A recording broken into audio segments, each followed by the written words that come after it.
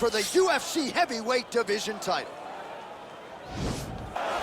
Well, for a long time, he's been mentioned with the baddest men on the planet. For a long time, though, the title fight eluded him. Not anymore. Here he is, the #1 heavyweight contender, finally making this walk and cracking a smile. He's waited a long time for this. He's not expecting a 25-minute war. He believes he has the power and the skills to get this thing done quickly. I guess we'll find out.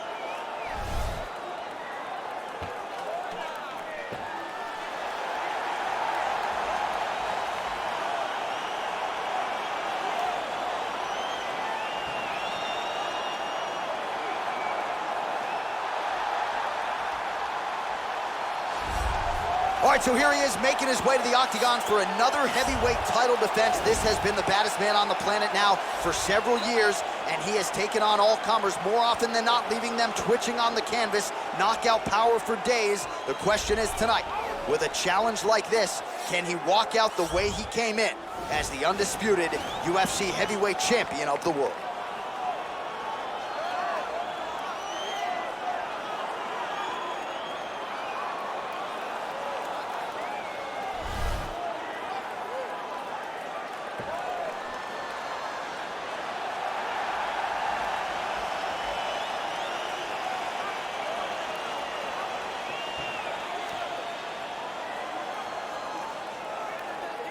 Our tale of the tape for this, our main event of the evening. More than 5 years apart, with some differences in height and a similar reach. Here for the official introductions, Bruce Buffer. Ladies and gentlemen, this is the main event of the evening. And when the action begins, our referee in charge, Herb Dean. And now, this is the moment UFC fans around the world have been waiting for. Live from the sold-out arena in Rio de Janeiro, Brazil. It's time! 5 rounds for the undisputed UFC Heavyweight Championship of the world. Introducing first, fighting out of the blue corner. This man is a wrestler holding a professional record of 5 wins, 3 losses. He stands 6 feet 3 inches tall, weighing in at 265 pounds. Fighting out of Regina, Saskatchewan, Canada, presenting the challenger, Brock Lesnar!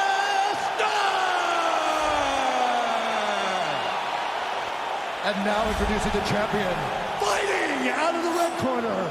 This man is a boxer, making his professional debut here tonight. He stands 6 feet 7 inches tall, weighing in at 237 pounds.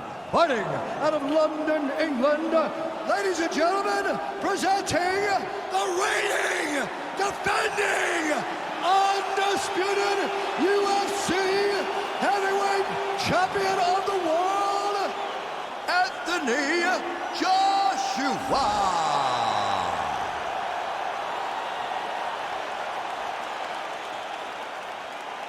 All right, this is for the championship. You've been given your instructions in the dressing room. Protect yourself at all times. Follow my instructions. We will have a clean fight. Touch gloves is making fight.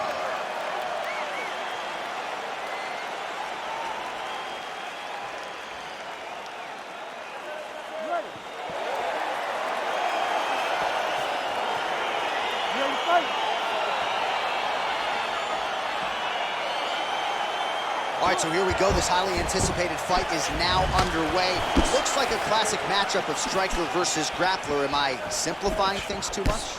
In this instance, you aren't, because this is what got these two men to the show. One guy is known for his diverse attack on the feet. The other guy is known for his ability to drag the fight to the mat and put his opponents in danger from the very start of the grappling exchanges.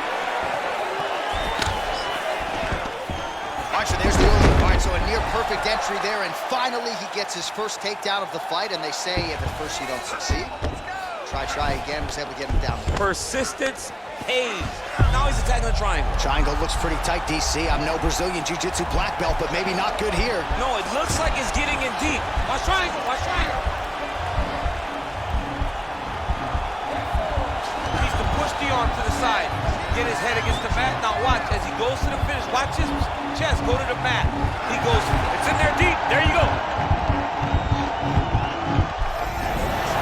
Wow. All right, right into side control. Upper body strength figures to be put to good use here. Yes, absolutely. And you got to look for his opponent to turn back into him. He should chase guillotine, but the opponent turns to the opposite side.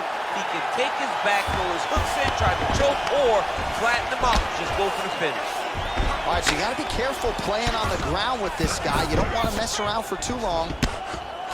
Oh, big combination of ground and pound strikes here, DC. This could be the beginning of the end. I mean, you got to be very careful when you take these big ground and pound strikes. You need a controlled posture on the bottom, and if you're the top guy, the guy that's looking to finish, continue to gain posture and rain down big strikes on your opponent. Well, these are some excellent ground and pound strikes here, DC. There's an efficiency with which he operates in these situations. He knows exactly when to throw, exactly when to hold, and it's allowing him to really control the grappling aspect of the fight. There's a song there, right? Know when to hold him, Know when to fold him. Yep, absolutely. Well, there are a few things more fun to watch in mixed martial arts than these type of transitions and scrambles on the ground. High-level grappling can really be entertaining.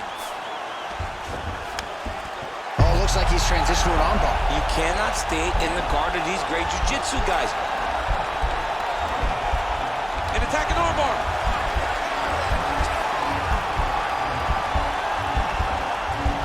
You got to recognize that when a guy starts to put his feet on your hips, you got to move him off, and you got to cover. You can't be off to an angle. Now he falls back into the finishing position.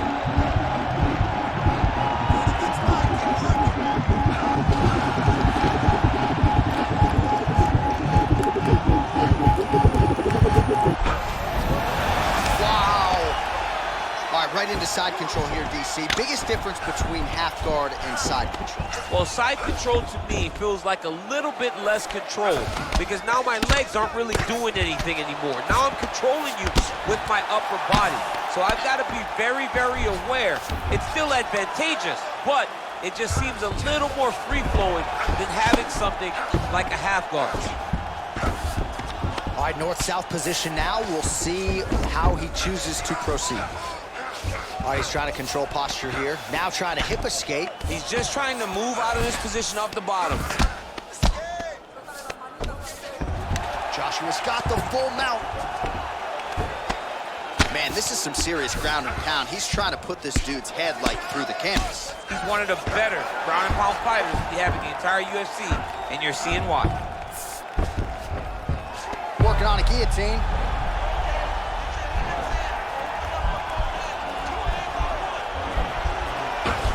Guillotine. 60 seconds. Why is he not recognizing this right now? He's got him. Oh, look at this. Jumps over into side mount to try to counter the guillotine. Maybe going with that Von Flue choke, or I guess we should probably call it the OSP at this point.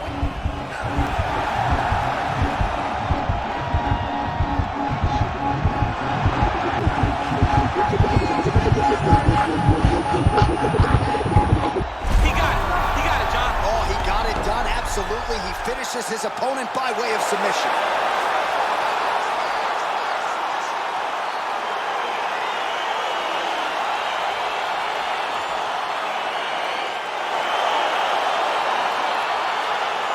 Right, so a wild round and a wild sequence there on the ground. DC, talk us through the highlight. He's such a phenomenal grappler. I don't understand how people don't know that this guy wants to submit you. He is the best grappler, best submission specialist we've seen in a long time.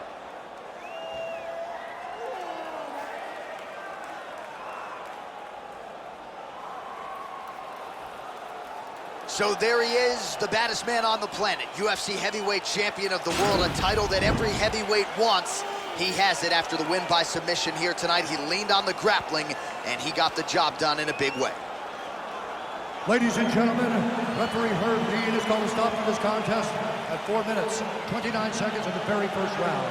For the winner by submission, and still the undisputed UFC heavyweight champion of the world, Anthony Joshua. And And still the baddest man on the planet, and now with another highlight for the real. The heavyweight champion submits the #1 contender here tonight, and now celebrates with his corner after just a monumental performance here tonight. I'm not sure we've ever seen him perform more cleanly or more efficiently than he did here tonight. Your heavyweight champion, and still